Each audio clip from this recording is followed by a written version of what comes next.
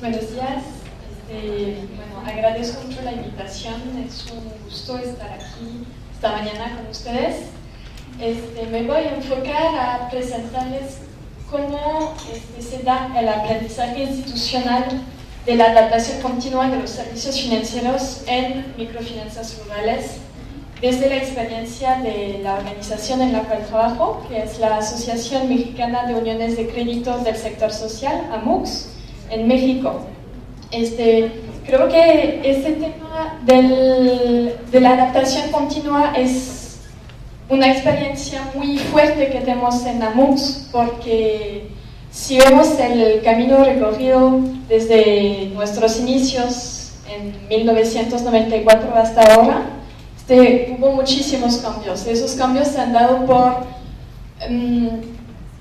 errores, por problemas, por dificultades que hemos encontrado en el camino, y al observarlas, al estudiarlas, al intercambiar con el personal en campo y todo, y los asociados, hemos venido dando esos cambios.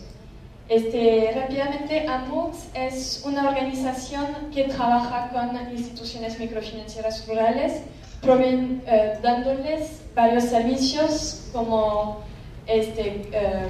metodología de productos, asistencia técnica, sistemas de información, fondeo, educación financiera, provisión de microseguros, de remesas, de servicios de envíos de remesas y recursos humanos también.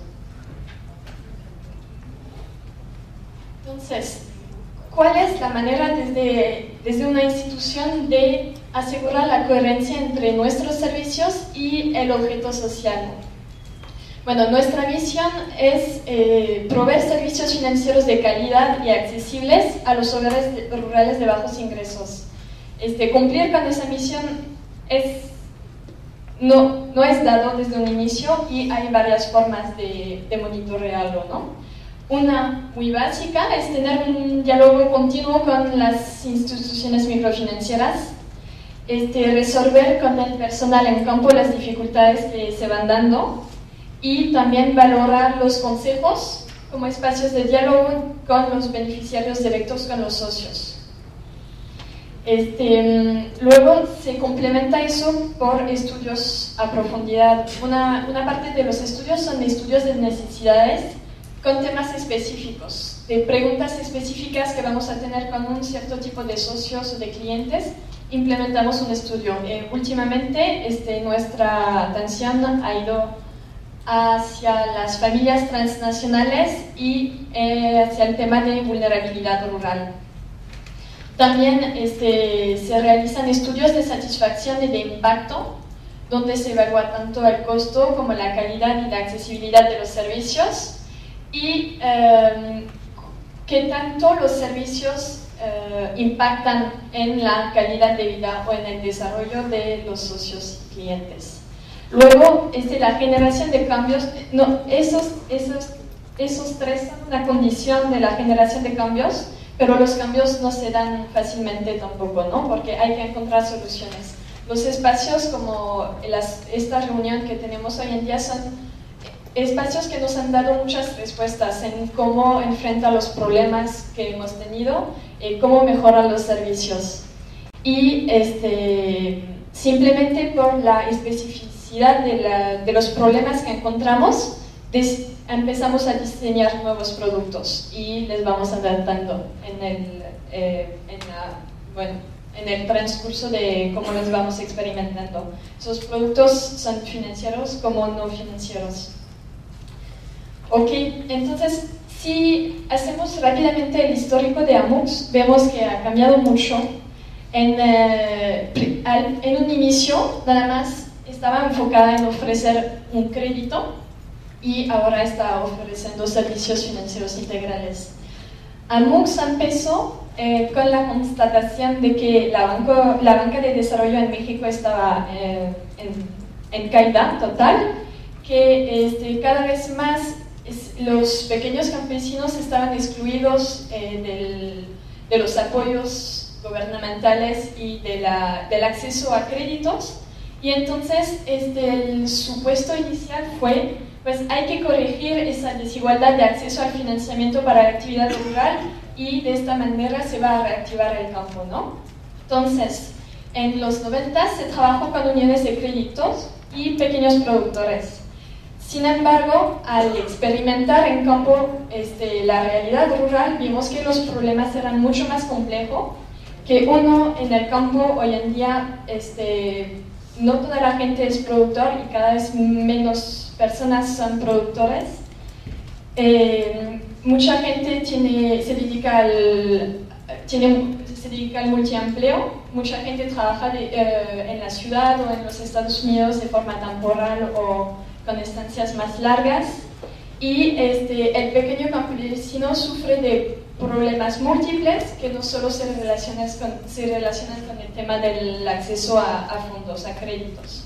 Entonces, a partir de ahí se cambió la visión radicalmente y se creó un modelo de institución microfinanciera rural que son los microbancos. Esos microbancos se dedican a ofrecer servicios integrales, una gama completa, para atender todas las necesidades de la población rural de las zonas más marginadas. Entonces, básicamente se observan muchísimas necesidades que están representadas aquí y se desarrollan unos servicios que podrían atender a esas necesidades. Lo muy importante aquí es que no hay un servicio para una necesidad. Las familias rurales más pobres están adoptando una estrategia según la oportunidad que tienen en el momento. Entonces, si tomamos un ejemplo, una familia enfrenta una enfermedad, uno de los miembros del hogar tiene que ir al hospital a atenderse, etc. Si cuenta con un ahorro corriente, lo va a utilizar y puede ser que lo vaya a completar con un crédito. Otra estrategia es llamar a un pariente que está en Estados Unidos y solicitar que mande una remesa para cubrir ese gasto. Entonces, los servicios tienen que adaptarse para cubrir de manera diferenciada todas las necesidades. Podemos profundizar ese tema en la cuestión del crédito.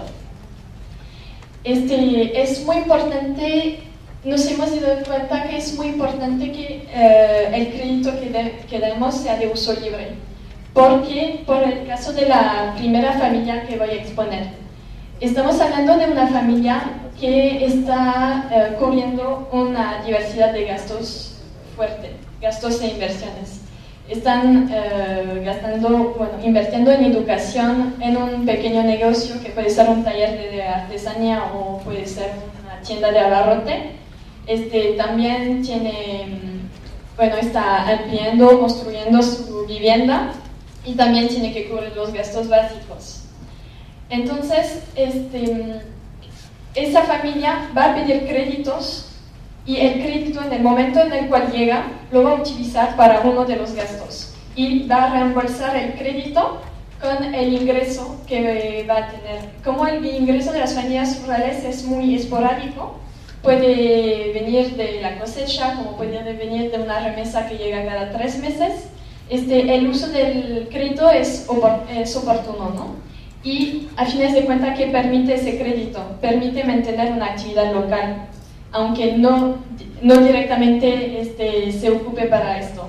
Por ejemplo, al permitir una cierta fluidez de la liquidez en la familia, permite que no se deje de comprar materia prima para la actividad artesanal o que no se deje de surtir la tienda de abarrote, etc. En el segundo caso, estamos hablando de una familia que tiene realmente un verdadero crédito productivo. Ellos tienen un nivel socioeconómico un poquito más alto y el crédito lo van a ocupar directamente para el negocio, el taller que van a tener, la actividad local que van a tener. Llegan a tener un ingreso extra, llegan a tener ahorro en diferencia del primer segmento. Ahí el primer segmento va a utilizar más el crédito solidario, que es el crédito grupal, y el segundo va a utilizar más un crédito individual. Entonces, ahí lo que se valora mucho con las familias más pobres son los pequeños montos de crédito y también una definición de plan de pago socio por socio, ¿no? Que no sea fijo de semanal, mensual, dependiendo del flujo de liquidez y la dinámica productiva de la familia. En cuanto a los productos de ahorro, igual observamos así un poco de forma esquemática dos perfiles muy diferentes. Uno es las familias, que un ejemplo típico es el hogar campesino de autoconsumo o la esposa de migrante que está sola en la comunidad, en su localidad, que sufren una alta vulnerabilidad. El primero porque tiene ingresos monetarios escasos y la segunda porque tiene ingresos monetarios inseguros de las remesas. Entonces ahí para ellos es sumamente importante fomentar un ahorro para los imprevistos, las emergencias. Los ahorros los pueden constituir con las remesas y los subsidios que les llegan. Y es importante que sea un ahorro corriente para poder sacarlo en cualquier momento. En el segundo caso, es un ahorro de proyectos. Otra vez son hogares con un nivel socioeconómico un poco más alto, tienen ingresos monetarios regulares y estos les permite ahorrar montos altos para un proyecto específico, sea la educación del hijo, sea la vivienda o el negocio. Ahí es un ahorro a plazo porque el proyecto lo definen con anticipación y pueden dejar el dinero un tiempo determinado. Otra gran duda que tuvimos en nuestra experiencia es cómo atender la población migrante. Efectivamente, en México, como en muchos países latinoamericanos, hemos visto el auge del fenómeno migratorio, ¿no? Y cada vez más en las zonas rurales. Entonces, bueno, al ver que mucha gente se iba a los Estados Unidos y mandaba remesas, el supuesto inicial que hicimos es, bueno, se puede aprovechar esa dinámica para dinamizar las actividades productivas locales mediante la oferta de crédito.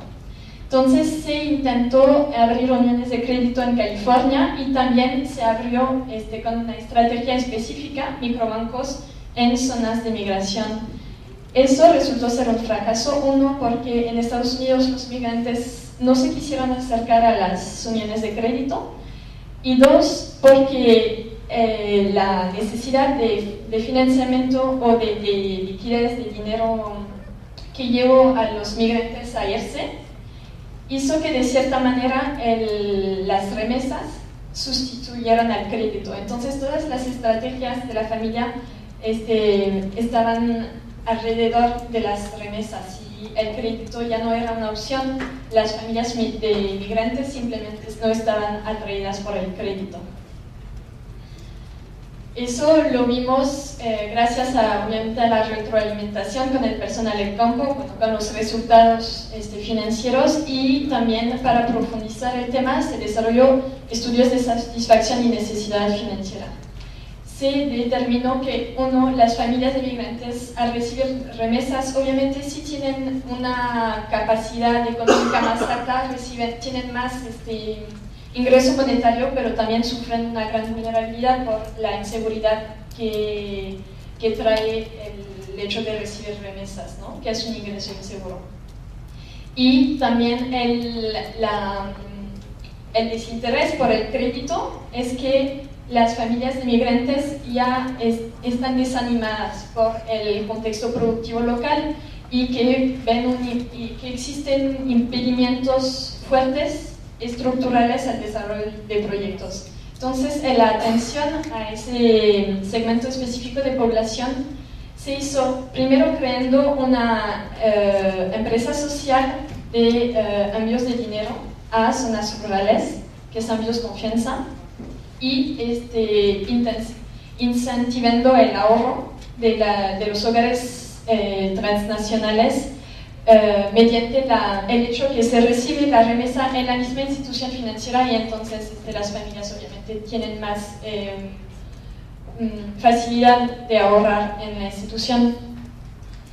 Y también desarrollando un proyecto de asistencia técnica mediante agencias de desarrollo local, que es el proyecto Sierras Verdes. Bueno, otro tema muy fuerte que nos suscitó muchas dudas, como les comentaba en un inicio, es el tema de la vulnerabilidad. Estábamos viendo que la atención no iba tanto hacia fomentar la actividad productiva y todo, sino de atender a una población altamente vulnerable y a ver cuál es la manera adecuada de atender a esa población. Entonces, se desarrolló un estudio bastante amplio sobre vulnerabilidad de los hogares rurales más marginados, con primero una etapa cualitativa de grupos focales para identificar un poco toda la gama de riesgos y de estrategias. Riesgos que enfrentaban las familias y estrategias que desarrollaban para enfrentar esos riesgos.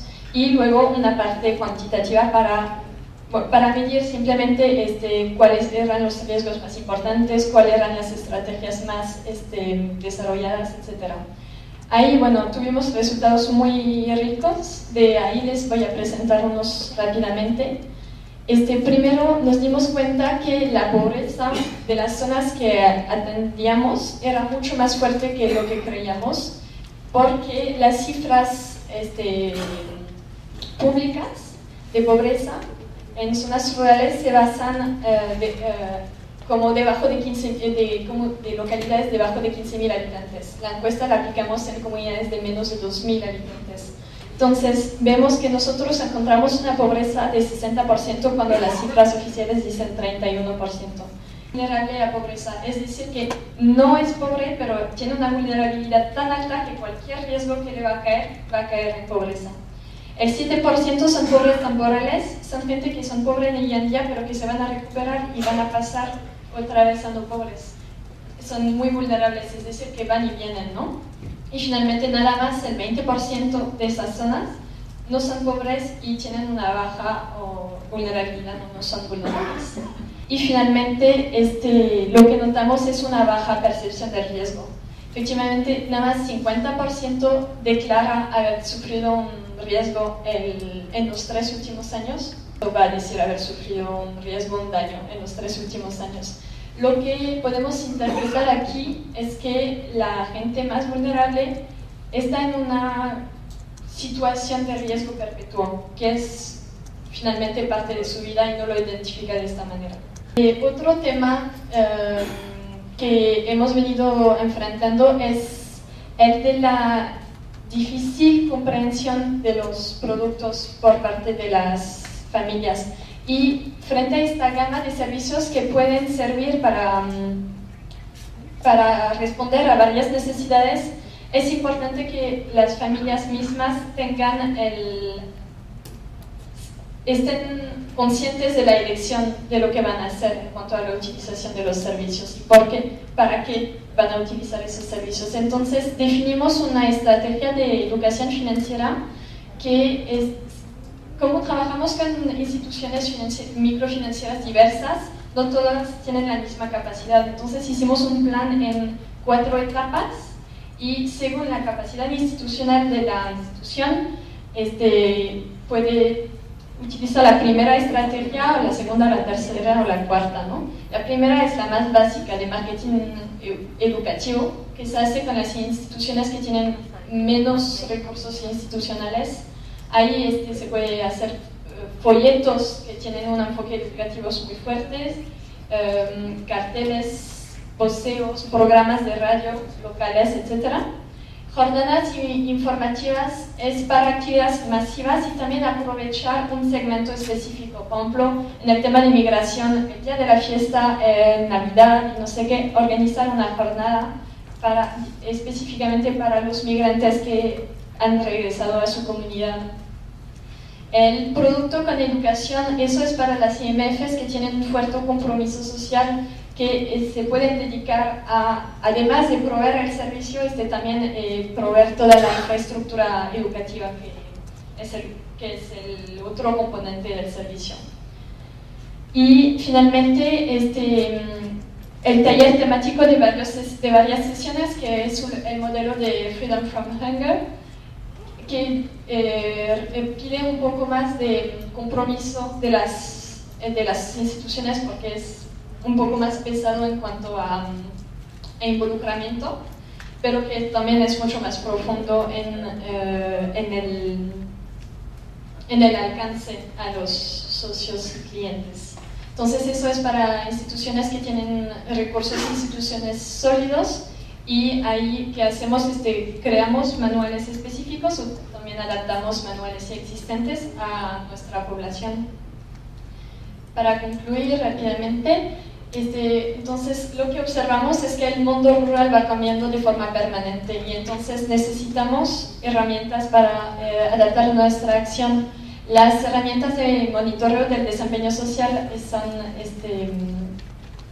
muy útiles para tener esa vigilancia, y también es sumamente importante recordar que jamás se va a reemplazar la interacción fuerte entre operadores de campo y personas de oficinas y los clientes, que ahí se va a identificar de forma más clave, más aguda, los problemas a los que nos enfrentamos.